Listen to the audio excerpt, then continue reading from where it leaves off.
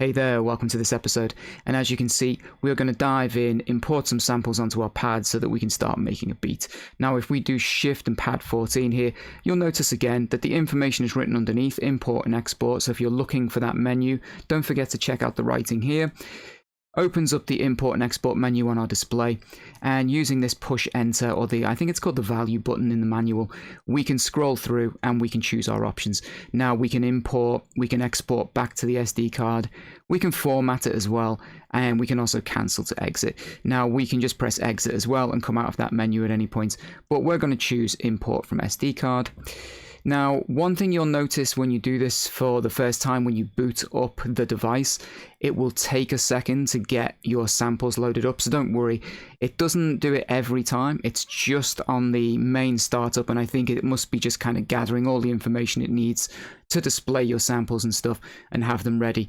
Every time you're working from this point on and you go back into import a sample, they'll be there straight away. It's nice and quick, but I just noticed it myself. When you first boot it up and you ask it to look through the SD card, it's going to take a second to just get all of that information together, and then you'll be good to go. Now we can choose on this next screen whether we want to import a sample or a project. So of course we're going to choose some samples here, but if I'd saved a project to the SD card and I wanted to open it back up, load it up, we can do that as well. But in this case, let's push enter again and we'll go into samples. Now you can see our pads starting to light up, and they are basically just the little homes and the locations. Anything flashing yellow here is an empty pad, and I can choose banks and pads and fill all of these up however I like. This is a brand new project, so everything is available to me. Now, in terms of your file structure, I made a video on how just recently I was very organized with all my WAV files and my sample packs.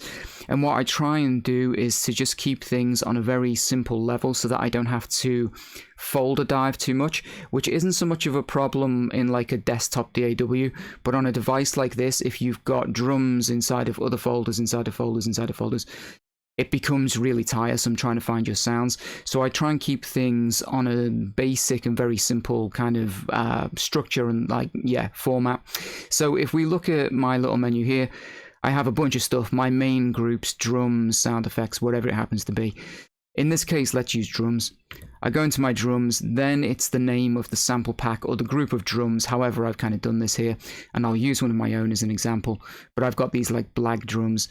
Then inside of that drums folder, I want really just one level of folders then to access everything else. So if I open up black drums volume 1 here, you will see I now have access to my hats, my kicks, my snares, and everything that is inside of that kit in a nice, easy way. Now, it depends on how many samples you've got inside of a sample pack, but I don't want to have to scroll through more than, say, 50, kind of maximum maybe sounds per folder. So if you can organize yourself into like a good way here, it will be beneficial and it'll make your workflow better. So let's start with like some kick drums here. I'm going to open up the kick drums folder. It's waiting for me to choose a location, and as we scroll using this push and enter button here, you will hear it audition the sounds for us.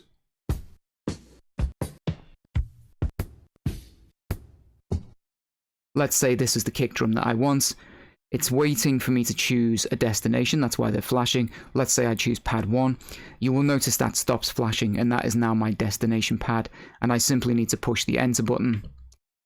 And I have now loaded that sound onto this pad. And I can play it, lights up red, and I can mess about with it from there.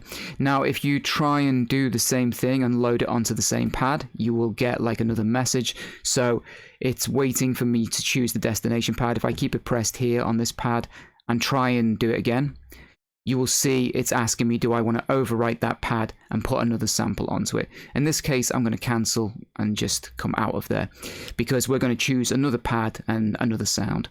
So we can go back up to our main folder level here. We're using this push and enter button again, and I can come up a level. Let's say we take a hi-hat. We'll just build a very simple drum kit here. Find a hi-hat we like. Say it was this one. I choose another destination pad, and there we go. We've loaded another sample onto this pad, and we'll do it one more time just to find a snare drum. So I'm going to scroll back up to the top here, go up a folder, into my snares, and then choose one of these. Say it was this one. going to put it on this pad here and load it up. Now we can exit out of this menu. If that was all the samples we wanted to get, we can come out, and our samples are now loaded up. And if you want to check on the waveform, you can use start and end here, and it's going to show you that waveform. And we've got samples loaded. In one of the next videos, I'll go into the sample modes, how you can trigger these, and we'll dive a little bit further. But for now, that is loading samples onto a pad. Hope you've enjoyed it. See you in the next one.